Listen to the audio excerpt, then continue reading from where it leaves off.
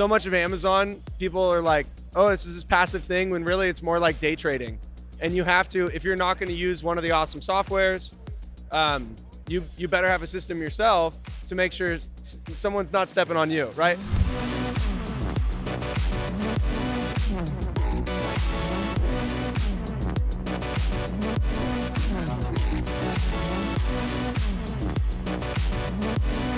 Okay, Nathan. Yes. Welcome. Thank you. We had a conversation maybe a year ago, Yeah. or less than a year ago. Prime Day. It was Prime Day. Yeah. Yes, it was. Yeah. The goal of this conversation is just to give people a pulse on what's happening in e-commerce. And you're plugged in. You Okay. work with sellers. You've been. We're talking about hair growth? Yeah. Oh yeah. We're talking about hair Like growth. plugins with Plugins. hair growth. Okay. The last time we talked, your hair was so different. I almost didn't recognize you this time around. Are you still in San Diego, by the way? Yeah. Okay, yeah. nice. Yeah, we actually just moved. We got a new office. Love you to come visit. Dude, yes. La Jolla, overlooking the beach. Nice. Wait, how can you be a surfer without the long hair, though? I know. They don't let me paddle out too far. They're like, oh, stay over here. This guy Short can't be hair. local. Sure. Definitely not a local. Tell me about. Give me one word to describe e-commerce in its current state in 2023.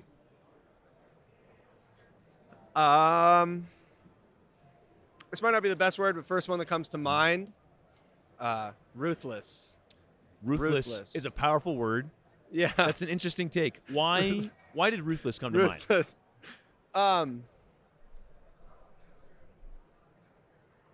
Facts are neutral, right? Mm.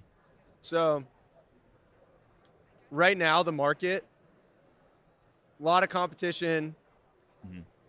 a lot of changes, SVB going under. Yep. Like there's so much happening that, I think ruthless, there's some like, okay, I need to step on someone's, in order to make myself grow. Like, I don't mean it like that, but Sure. I mean that you have to look out because someone else is going to do that, right? Mhm. Like, so much of Amazon, people are like, oh, this is this passive thing, when really it's more like day trading.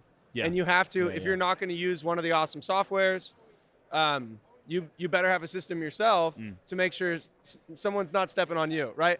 I'm not for like, I think Stepping there's on other win-win. people. Yeah, let's not step on anyone, but Right. if you think that no one's going to step on you, or you're trying to sell your business and you think you can get multiples that you were getting in 2021, like I'm not going to be able to buy your business. It's not there, right? Yeah. Right. Well, and ruthless doesn't mean hopeless. Yeah, no, There's absolutely. a lot of hope. There's a lot of opportunity. A lot of it. So what do you think sellers should consider doing to navigate this ruthless marketplace now? Because there's a little Yeah. more skin in the game now, right? Like Yeah. it's a little more dog eat dog in a way. Competition is a big topic of this prosper. Like just Okay. more competitors coming in. Yeah. There are a lot more people coming into the space. People are Yeah. growing and maturing, and part of a maturing market is going up against other brands that are bigger than you. There are more Yeah. brands that are big, right? Yeah. So what do you think what levers should sellers consider pulling to navigate this ruthless market? Man. What levers to pull? What are some ways you think sellers should really navigate Yeah. this ruthless place? Data. Mm. So, as an example, right? Like one of our products, we only have like 4 competitors, but 2 of them are like Ruthless? $500 million companies, right? Massive. Wow. And and we're priced 40% higher than them. Whoa. And we're just like, okay, we're just going to take that premium top shelf spot and we'll get less sales, but we're making great, profit. So I think a lot of the last lever you want to pull is price, Mhm. right? So there's a lot of levers you can pull along the way. And I think just making sure that you have, whether it's partnering with the right software or having the internal systems to be able to make sure you're checking all the data to make the right decisions and not just like, Yep. let's see which way. Just Let's going with change the flow. price here. Right. This looks good. Let's see what happens. Yeah. Let's just see what happens. Yeah. Or like same with like budget allocation on PPC. It's like, look, pull keywords that worked a year ago in March, Mhm.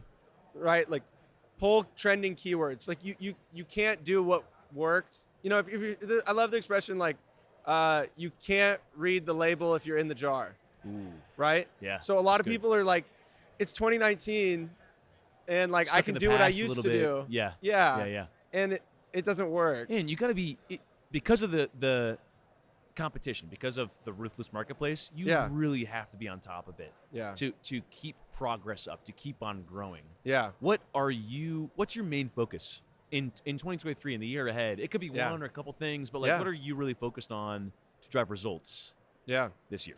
Thank you. Yeah, great question. So, you know, focused on self-care. No, just Yeah, kidding. that's no. I love it. No, Cutting my hair, keeping my hair trimmed up. you know, like I'm always focused on our team, right? We got this nice new office, so all of us can, you know, go surf in the morning and work late, that. right? You know, like, so work hard, play hard, you know, take care of yourself for sure is always a good focus. But right now, we raised a small round last year and started making some acquisitions. Different, I wouldn't say like we're an aggregator, more like accelerator, an accelerator, if that's a thing. You know, so we're doing different deals than what the aggregators are doing. So it's kind of maybe for a podcast another time. But yeah, definitely. yeah, like my main thing is to be able to empower my team to be able to grow those businesses that we acquire and continue to grow all of our clientele. Nice. Yeah, that's really it. Last question for you. The most impactful habit that you've adopted that has positively impacted either your life or your business. Wow. What would you say? Okay. It could be one, ideally one, or a couple. What do you think? No, yeah. So last year I did an Ironman. Nice, dude. It was long, Brutal.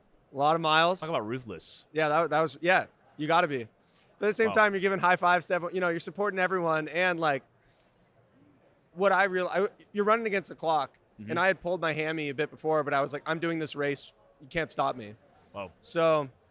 But you pulled your hammy in the race? No, I'd pulled it in a triathlon I had done like a few weeks before. A triathlon a few weeks. Okay. Yeah. Wow. Man. Yeah.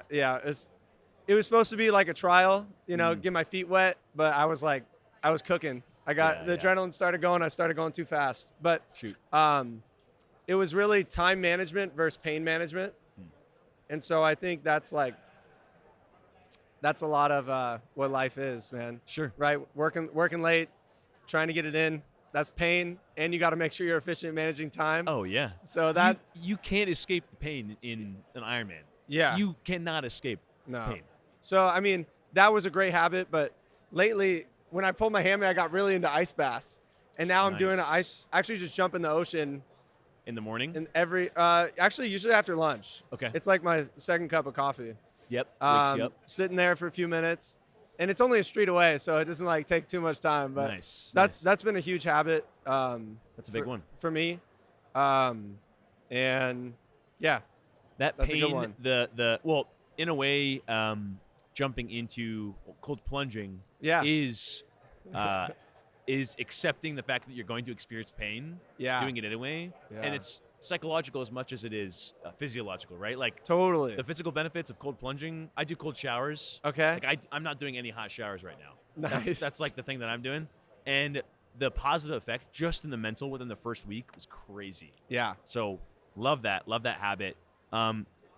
Last words of advice for sellers. Yeah. You know, take care of your own, right?